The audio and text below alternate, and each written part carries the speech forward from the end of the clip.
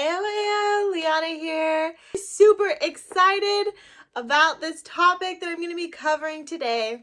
Something I have talked about in other videos, and it's actually covering a book that I've read that I hold very close to my heart, and I'm going to be reading once again very soon. It is packed with so much knowledge and great information. I honestly recommend to anybody. I don't care what season of life you are in, I highly recommend this book to you because it is packed with so much knowledge that anybody can take from it. It does not matter where you are, and I'm going to talk about what I mean when I talk about seasons, but I have taken so much. I have grown from reading this book. I have been able to reflect on myself and see where I can improve and where I'm going wrong, and also just reflect on when I say that I'm ready for my next season of life. So I wanted to cover with you guys this book. It's actually called Single, Dating, Engaged, Married by Ben Stuart. This book actually talks about just that, the 4 seasons. It is single, dating, engaged, married. What each 4 season means, the value behind them, and how you should be treating each season. What I love about what he does is he dives in and he actually gives biblical background. Now, for those of you that may not be Christians and watch this, I promise you, you can still take something from this, whether you are Christian or not, because he gives you just real life experience and guidance. It does not matter if you want to live your life the way the Bible is telling you to live your life. He covers dating in today's society and like the app world, the Tinder, the Bumble, the Hinge. I don't even know whatever else is out there, but I know that he covers all of the modernness and ghosting. He covers ghosting. Again, he talks about all 4 seasons. So there's so much information in here. I'm not going to be able to cover everything, but I am going to talk about it because I am still in one of, obviously, the very first season, which is Singleness. And I have heard, oh my goodness, if you open TikTok, you can hear about all the people complaining about their singleness. I think we have a larger community now of people in my age group that are single than we ever have, which I don't think it's a bad thing. I think it's a lot of people trying to get their lives right and figure out what they want. But I don't know if we've really used the singleness as we were supposed to. So that's really what I love about this book, is that he talks about singleness, right? And that's the first season. And he put it in perspective in a way that has helped me realize that each season is a gift. And now if you look at it as such, because that's what it is, you will start to treat it as such instead of, having hard feelings or regretting the season or just wanting to, blow past it and get into the next season. Especially for singleness. When you are single, you have so much time in the world, you don't even get it. And I didn't think of that before. I used to be the same way, like, I'm ready to be in a relationship. I'm ready to blow past all of this. Like, I don't want to be single anymore. I don't want to deal with this anymore. But I did not think of singleness the way that he lays it out. It is a gift from God because we have so much free time. We can do a lot more than somebody else who is dating or engaged or married and has kids. So this time of your life is time to prepare before you take those next big steps in your life where you're going to have less time. This is where you get your life right. This is where you start your healthy habits, where you know that you're carving out specific time in your life for a specific routine that you're doing, especially for those of us that are Christians. Getting our lives right, setting our priorities up, especially a relationship with the Lord, making sure that we are having and making that time to have our devotional time, going to church, getting involved in the community, and then everything else that goes into that, which is work and working out and anything else that is a priority in your life that you want to schedule into your life. This is the time that you start to figure that out and you make those routines and those healthy habits, because this is when you're single. This is when you have all the time to do that. And we're lucky because if you talk to others, which I have lots of friends that are married, have kids. My sisters, for example, married and have kids. And they always say, you are so lucky. You have so much time on your hands you don't even understand how much time you have. See, they joke about me taking an hour and a half to 2 hours getting ready. That's something I enjoy doing. I love to get ready, and it takes me forever to get ready. If I'm not rushing it, which I almost never am because I don't have anything else pressing when I'm gonna go do something, I schedule my life out appropriately. Like, I like to budget for the time. So I'll take my time. And see, those were little things that I didn't even think about until they called out and they said, do you realize how long it takes you to get ready? And you're so lucky because we don't have that kind of time. We have responsibilities. We have a husband and we have kids and we have places to be, and we don't have an hour and a half to 2 hours just to ourselves to get ready. And it's just like that. We have so much extra time. And along with the time to get our priorities straight and our routine straight, there's also something else that we need to think about. This is our own self-evaluation time. Not only to get our relationship right with the Lord and to get our routines down. That's not the only point of our singleness. It's also to really think about and evaluate what you're looking for in somebody that you want to marry. If you're really saying you're serious and you really want to find somebody, what does that mean? What does that look like? What does that ideal partner look like? And I'm not saying because you're going to be able to make a cookie cutter person and go into a machine and create them yourself. That's not my point. And that wasn't Ben Stuart's point either. The point is, do you know what you want your significant other, have the qualities you want them to have? Not necessarily the way they're gonna look. I want them to be 6'1", I want them to have this job, this salary, this car, this house.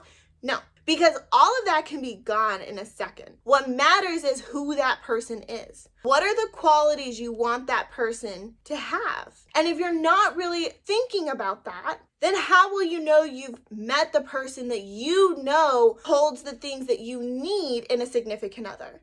And see, that's key. We all have needs. And if we're not finding that person and we don't actually know what our needs are, then that's actually step one. Figure out what your needs are, because then that's going to help you identify the qualities that you need that other person to have. Because if they don't have those qualities, you're going to suffer because you're going to feel like your needs are just not being met constantly. So really figuring out what your needs are, what the qualities are that you want your significant other to have, and what is priority in that list. Again, it's not the physical attributes that matter. It is who they are as a person. So that you know that, okay, this is literally the person that I'm looking for, like the person that's sitting in front of me that I'm actually dating. And I'm not talking about date one, guys. I'm just saying that you're actually dating. You can say, I could actually see this going further. We've been on several dates. I'm getting to know this person. They actually have the qualities that I am looking for that are important to me to say I'm not wasting their time. I actually could see this continuing to go somewhere. But aside from all of that, those are the two main things you have to do. But then you still have another thing, and that is working on yourself. So you need to figure out what your needs are, and you need to figure out what the qualities are that you want in another person. But you also need to figure out yourself. And that means you can't ask somebody to have X, Y, and Z qualities, but you don't have any of those. And what that means is this is not a comparison game. That's not my point. I'm going to use myself as an example. I want somebody who has God in the center. That is number one and priority in their life. I want somebody who spends time with the Word of God, spends time with God. I want somebody who devotes their time also to the church, who is involved, that the community actually knows them. That's important to me. But would it be fair of me to ask that and expect that of somebody if I'm not doing the same? No. Because see, the thing is, typically those people that have those qualities, guess what?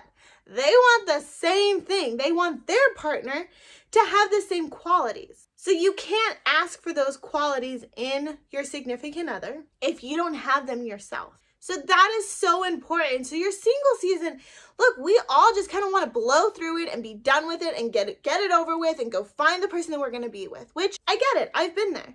I've totally been there. I've been over it.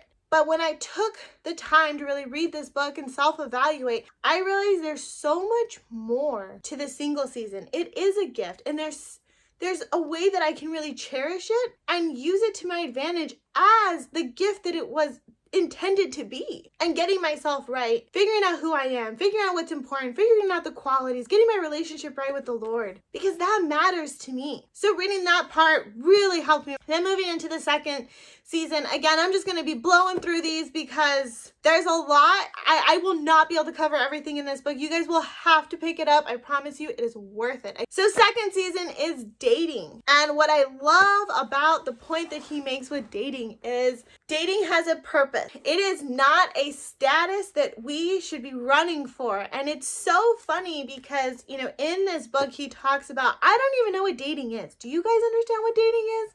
You know, he's asking a rhetorical question. And for me, I think it's absolutely hilarious because it's true, you know, like you're single, you're engaged, or you're married. I mean, that's legit, really it, right? He's like, nobody cares if you're dating. That's not a status that you're running towards. Like, all I care about is dating. He's like, that's not even a status. So why in today's society do we aim to have the status of dating? And I'm like, you know, he puts that in good context where it's, why are we running for something that actually doesn't even matter and has no value as far as a status other than to say, I'm dating somebody, I'm seeing somebody. How is that any different than saying you're hanging out? And see, that's where the lines have gotten so blurred where it's like, well, what are we? I don't know, because we just use every term so loosely. So he talks about dating and he says, for those of you who want to stay in the dating season, that is so wrong. It was never intended for that. The dating season is just another way to say evaluation season. All you are doing is evaluating people. You're evaluating the person that is sitting in front of you to see, like I said, does this person hold the qualities that I'm looking for? Are we compatible? Does this make sense? Am I having a good time? Evaluate the person, evaluate where you're going, evaluate if you're wasting each other's time. And hey, it is completely fine to say, look, I had a great time with you, but I just don't see this going anywhere. I only feel friend vibes from you. And I think that is so much more respectful than just ghosting somebody. And that is the number one thing everybody does these days is they just ghost. I've been ghosted and it's not great. You know, I will say that it's probably harder to man up or woman up and tell somebody straight up how it is. But there's a nice way to do it and I guarantee you they will thank you for it. I know I have dated some people and they've been honest. They're like, hey, you're great, just not what I'm looking for. And you know what? I appreciated it. And I've done the same. But again, it's all part of the evaluation season. It's not sitting there thinking like, just because I have somebody here that I can date, have fun, and go out with, I'm just going to keep trailing them on until the next best thing comes along. That is not the point of dating because you're just wasting that other person's time who probably thinks that you are great for them, but you don't feel the same way. So I love that he pointed out dating season is not a season to stay in. It is an evaluation season. And that doesn't necessarily mean that it has to have a specific time frame. But what I do like of what he is saying is that if you're truly wanting to move out of your singleness, dating is not a game and it's not something that you should just jump into. And I really like that he pointed this out. His point was, when you actually decide to start this whole journey of jumping into dating somebody, you should be able to be in a point in your life where you could say, in 6 months, I could see myself getting married. Because that means you're in a point to actually be serious with somebody. Doesn't mean you are going to get married in 6 months. That's not the point. The point is that you yourself are in a point in your life where you would be ready to marry somebody in 6 months. That means you're no longer playing games. You're not trying to go out here and have fun. It means that you're serious. Because at the end of the day, when you're bringing somebody else into the mix, it's their emotions and their feelings that you have to take into account. That you could just be hurting them. So if you're not in a place and you don't see yourself getting married, at least for several years, don't waste people's times because you don't know what the time frame of that other person is. And I know we live in a society where it's, what does it matter? Who cares? That's not my problem, that's theirs. But it is your problem if you're going to decide to start dating people. Because that's the whole point. It is no longer about you. You're no longer in your single season. Now you're in a season where you have to start considering somebody else. If you're not willing to start doing that, then you need to stay in your single season until you are, because that's just it. You are now you're saying, I want to start thinking about another person, because it's not just about you anymore. Once you start dating, you have somebody else's emotions and feelings to think about. So he really laid it on very heavy about dating and what you need to look for and good things to look for, bad things to look for. And just like I said, like evaluating yourself and being open and honest and really making those milestones in dating. And he says, then you get to a point when you have dated somebody, and that doesn't mean there's just going to be one person. Like, no, obviously you're going to date several people, and that's great, because then you get to meet several people and I know if like I really found like somebody that I can connect with and really has the qualities I'm looking for, and we make sense, like we go together. So he says when that happens, you'll find yourself in a point where you're going to wonder, is it time? Like, I want to get engaged. Do I want to get married? And typically, this is when you're evaluating, like, can we live on our own? Do our finances match up? Can we afford to do this? Can we afford to have the wedding? Can we afford to move out on our own? Can we afford to combine two expenses? You know, it's one thing to just buy for yourself. It's another thing to have to combine, and like you need double the amount. Can we afford that? Can I afford that? And that's when you start to think about that, right? But if you can't, thinking about like, okay, well, what will it take to get there? And if you're not there or close to there, maybe that's a conversation to have and to think about. And that's the point of all of these seasons, is to think about, am I even in a point to even get to the next season? Am I in a point to travel down this? And it's not saying that it's going to happen right away, that you're going to meet somebody right away and then you're going to say, great, I'm ready to go. This is what I want to do. I found the person. It's the first date I ever went on. No, that's not the point. The point is, though, you should be thinking as, what if that did happen? So evaluating and thinking about everything and wondering, is this what I'm looking for? Can I take the next steps? Can I get there? And what I really liked about what he had noted is that going back into the dating season before you actually get to being engaged is one key thing, including your inner circle in getting to know the guy. See, it used to be that a guy, you had to court a girl, and that was the parents had to get to know him and they had to say like, okay, you could go on a date with her. That was more for a screening process and to protect their daughter. That's actually what that was for. We've been able to drift from that because we're in a time where it's very different. But the whole point of including family members and even church members, because they're people that know you the best. There are people that can weigh in and say like, hey, like I think this person's actually really great.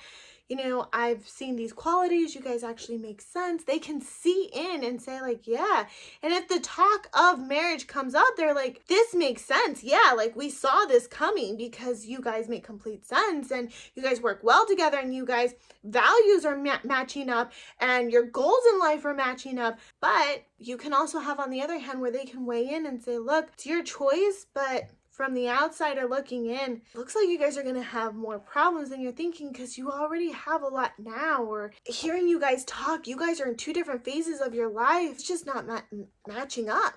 You guys want two different things in life. And it's your family who's going to keep it real and honest and raw and just tell you how it is, because that's what we need so that we are able to see the whole picture, because once we become really involved, it's really hard. So that was key in dating, is saying, you know, bring your inner circle in, and not just friends. It needs to be your family. And you don't want to wait until you're completely 100% invested in this person, because that's when it'd be hard to cut it off when the outside world is starting to say like, hey, I mean, are you sure this is what you want? Because you guys seem to want two totally different things in life. So it's important to start early. So now let's say you move into being engaged. You're engaged, you've realized, you know, everything works out. Finances, you guys can handle, you both have great jobs, everything is lining up, everybody agrees like, oh, this is definitely the next step for you guys. So you decide to get engaged. I love that in the book, he does talk about wedding planning. He does, yes. But he says being engaged comes with so much more than that. It is getting to know the families. It is getting to know more about your significant other. But it is also talking about those really hard topics. Like hard topics where they're gonna kind of help with the first year of marriage if you bring it up now. And see, I never thought of that. I didn't think about, well, what should you be talking about once you become engaged? Isn't it all wedding planning? And he says, you know, that's where a lot of couples make the mistake of putting their relationship on the back burner because planning the wedding is so important. But he said that he and his wife, when they were engaged, they made it a point that every week they would meet for a specific day, Thursday, Friday, I can't remember, and they would have a couple questions that they'd want to talk about. And they would want to resolve them that time that they had together to help them understand how they were going to navigate if that were to happen. For example, how are we going to handle holidays when we have kids? I mean, we both have families. So how do we want to handle that? Do we want to alternate? How do we want to handle family vacations? Do you want to save up money and we take a trip? Do you just want to take the kids to small places?